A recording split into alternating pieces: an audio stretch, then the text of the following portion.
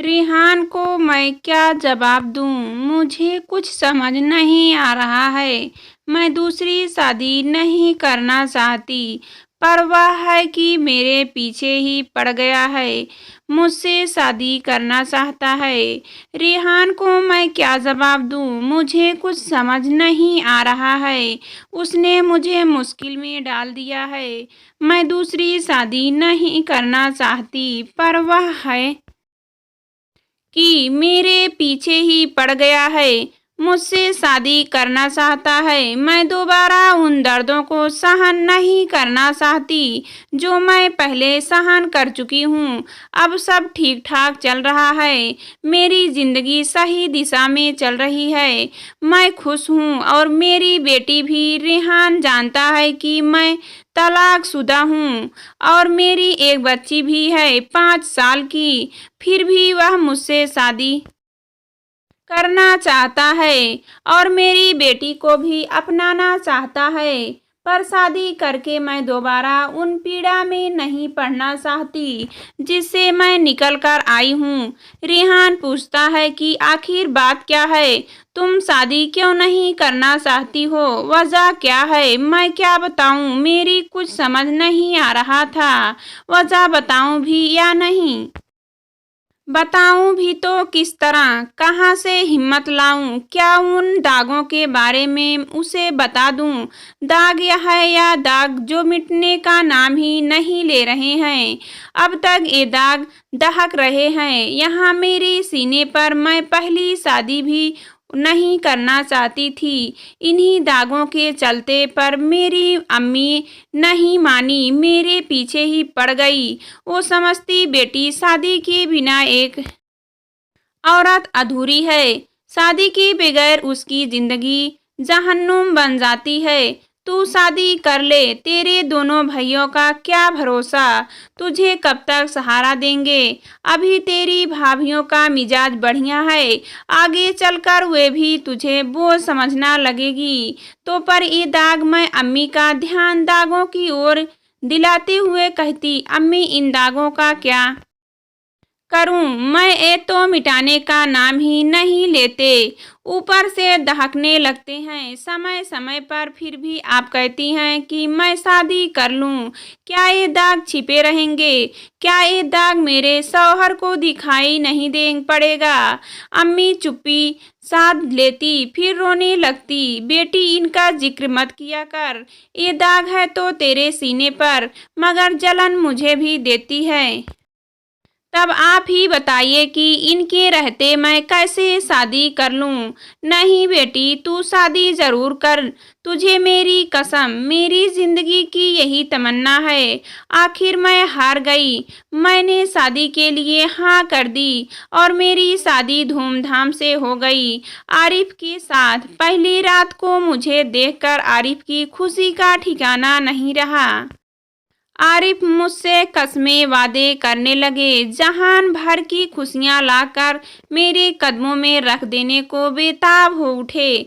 आरिफ को खुशी देखकर मैं भी खुश हो गई, पर मेरी खुशी कुछ पलों की थी। शादी के दूसरे दिन ही जब मैं आरिफ की बाहों में थी और ये मुझे चांद तारों की सैर करा रहे थे, अचानक जमीन पर आ गिरे धड़ाम से और करवट बदल ली। मुझे कसम साहट हुई। क्या बात हुई? क्यों हट गए? मैंने आरिफ को अपनी बाहों में भरना चाहा तो आरिफ ने झिड़क दिया और दूर जा बैठे। क्या बात है? आप नाराज क्यों हो गए? ये दाग कैसे हैं? ओह, मुझे होश आया। मेरी नज़र मेरे सीने पर गई। मैं दहल गई। मैंने उसे दुपट्टे से ढक लिया। कैसे है ये दाग? बहुत खराब लग रहे हैं। सारा मूड चौपट कर दिया। किस तरह के हैं ये दाग? मैं आरिफ को अपने आगोश में लेते हुए बोली, ये दाग चाय के हैं। चाय के जी। मैं जब छोटी थी, यही तकरीबन 5 साल की, मेरे सीने पर खौलती हुई चाय गिर गई थी। पूछो मत, मैं तड़प कर रह गई थी। इनका इलाज नहीं हुआ था। इलाज हुआ था और ये तकरीबन ठीक भी हो गए थे, पर क्या एक दिन इन जख्मों पर मैंने एक क्रीम लगा ली थी, तभी से ये दाग सफ़ेदी में बदल गए।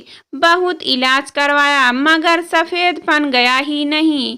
कहीं ये दाग वे दाग तो नहीं जिसका ताल्लुक खून से होता है?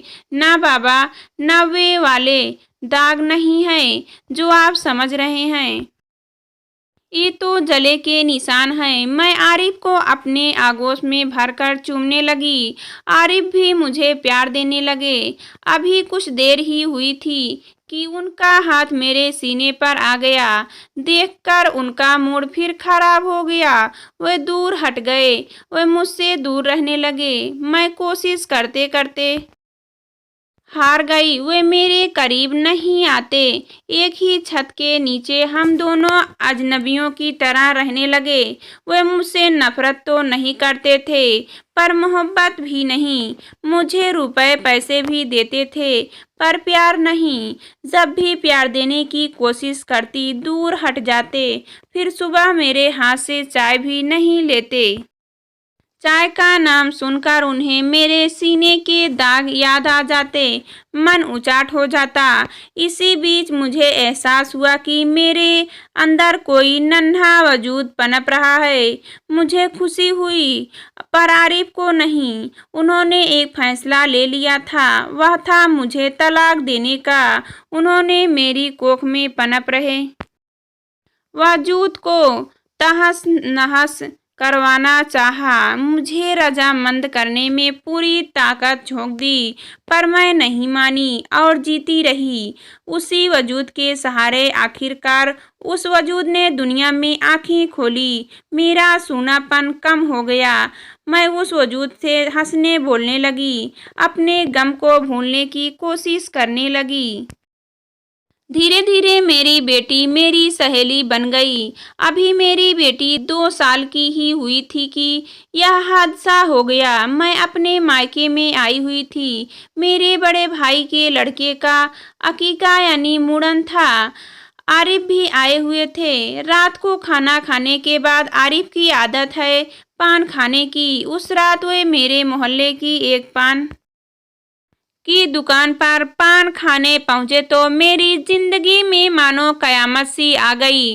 वही पान की दुकान पर आरिफ ने मेरे बारे में सुना क्या, रजिस्टर उन्हें सुनाया गया। मेरे बारे में बातें सुनकर वे चकरा गए। गिरते पड़ते हुए घर वापस आए तो मैं उनके चेहरे को देखकर भाप गई कि को हो ना हो कोई अनहोनी हुई है। मैं उनके पास पहुंची, पूछने लगी कि क्या बात है। आरिफ कुछ नहीं बोले। मेरे घर चुपचाप ही रहे, गुमसुम। पर दूसरे दिन घर आकर कोहराम मचा दिया। ऐसा कोहराम कि पास पड़ोस के लोग इकट्ठा हो गए। मस्जिद के पेश इमाम साहब, मदरसे के मौलाना और मुफ्ती जैसे बड़े लोग भी बुला लिए गए और मेरे घर से मेरे वालिद साहब व दोनों भाई भी, बेचारी अम्मी भी रोती पड़ती हुई आई। मम्मी को देखते ही मेरे आंखों से आंसू झरकार बहने लगे।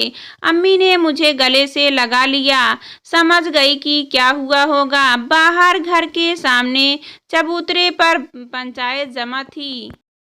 मौलाना साहब मेरे ससुर से बोले, हाजी साहब आपने हम सब को क्यों याद किया, क्या बात है? मेरे ससुर ने अपना चेहरा झुका लिया, कुछ भी बोल नहीं पाए। मौलाना साहब ने दोबारा पूछा, आखिर बात क्या है? हाजी साहब मेरे ससुर ने अपना चेहरा धीरे से ऊपर उठाया और आरिफ की ओर संकेत किया। इससे पूछिए, पंचायत इसने बुलाई है, मैंने नहीं। अब मौलाना साहब ने आरिफ से पूछा, आरिफ बेटा बात क्या है, क्यों जहमत दी हम लोगों को? आरिफ बड़े अदम से खड़े हो गए और बोले, मौलाना साहब मेरे साथ धोखा हुआ है, मुझसे झूठ बोला गया है। मस्जिद के पेश इमाम साहब बोले, बेटा किसने तुम्हें धोखा दिया है, किसने तुमसे झूठ बोला है? आरिफ तैस में बोले, मेरे बीबी ने मुझसे झूठ बोला है और धोखा दिया है। मेरी ससुराल वालों ने भी। मुफ्त साहब बोले, आरिफ बेटा तुम्हारी बीबी ने तुमसे क्या झूठ बोला है? ससुराल वालों ने तुम्हें कैसे धोखा दिया है। हजरत, यह बात आप मुझसे नहीं मेरी बीवी से पूछिए। पूरी महफिल में सन्नाटा पसर गया। मेरे अब्बू अम्मी और भाइयों के ही नहीं, मेरे ससुर का भी चेहरा शर्म से झुक गया। मेरी अम्मी तड़प उठी। पर्दे के पीछे खड़ी मैं भी सिसक पड़ी। मुफ्ती साहब बोले, बताओ बेटी, क्या बात है? मैं जोर जोर से रोने लगी। मेरी आंखों से आंसुओं का सैलाब उमड़ उठा। होठ थरथराने लगे, जिस्म कांप उठा। मुझसे बोला नहीं गया। बोलती भी तो क्या, आरिफ ही खड़े हुए और तैस में बोले, हजरत, यह बात बोलेगी बोलने की लायक ही नहीं है। यह सिर्फ यही नाम, इसके घर वाले भी। मेरी अम्मी का रोना और बढ़ गया। मेरे अब्बू भी फड़क पड़े। भाइयों को गुस्सा आया। उसने मुट्ठियां भींच गई, पर अब्बू ने उन्हें चुप रहने का संकेत किया। और मैं सोच रही थी कि यह धरती फट जाए और मैं उसमें समा जाऊं, पर ऐसा होना नामुमकिन था। पेश इनाम साहब बोले, बात क्या है? मुझे बात भी तो पता चले।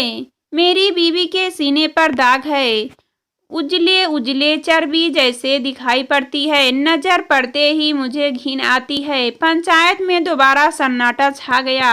आरिफ बोलते रहे, यह बात मुझसे छिपाई गई है, हम लोगों को नहीं बताई गई। इतना कहकर आरिफ थोड़ी देर शांत रहे, फिर बोले, और जब मुझे इसकी जानकारी हुई तो मुझे मेरी बीवी ने बताया कि ये दाग चाय के हैं। जबकि क्या, एक साथ कई मुंह खुले। जबकि ये दाग तेजाब के हैं।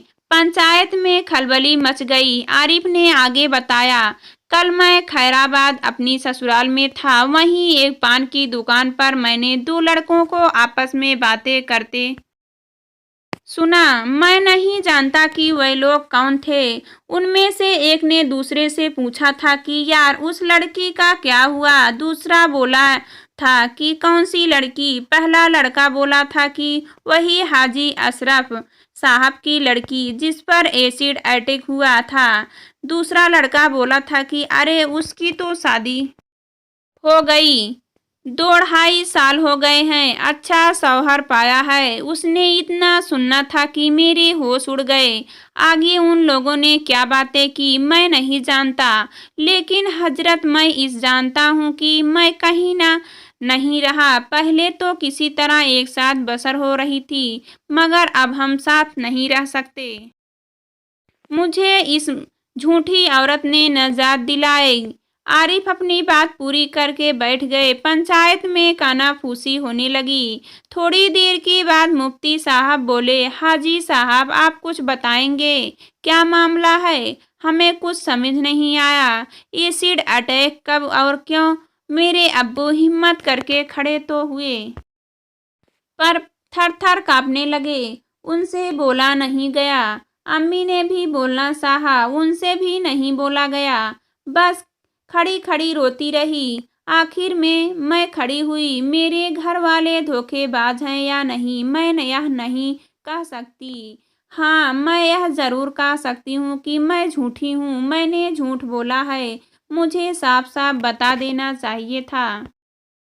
इन दागों के बारे में मैं बताना चाहती भी थी, मगर मुझे कोई सूरत नजर नहीं आ रही थी। सुन रहे हैं आप? मैं बोली। आरिफ ने खड़े होकर बड़े गुस्से में कहा, यह और इसके घरवाले इसी तरह लच्छेदार बातों में उलझा देते हैं, झूठ पर झूठ बोलते हैं, झूठे धोखेबाज कहीं से। मुफ्ती साहब बोले, आरिफ, खामोश रहिए, अदल से पेश आइए।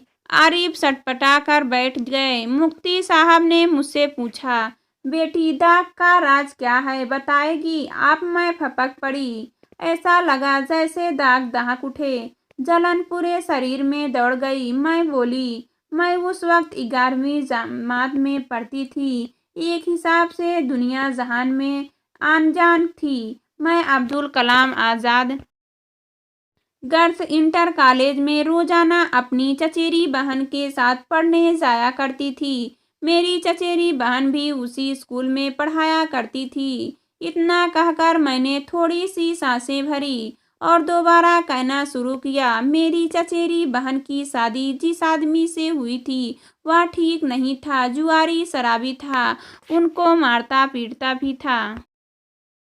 इसलिए उन्होंने तलाक दे लेना चाहा था। वह सख्त तलाक देने के लिए राजी नहीं हुआ। बहन बेचारी मायके में बैठी रही और कॉलेज में पढ़ने लगी। मैंने फिर थोड़ा दम लिया और आगे बोली, हर दिन की तरह उस दिन भी हम लोग खुशी खुशी कॉलेज जा रही थी।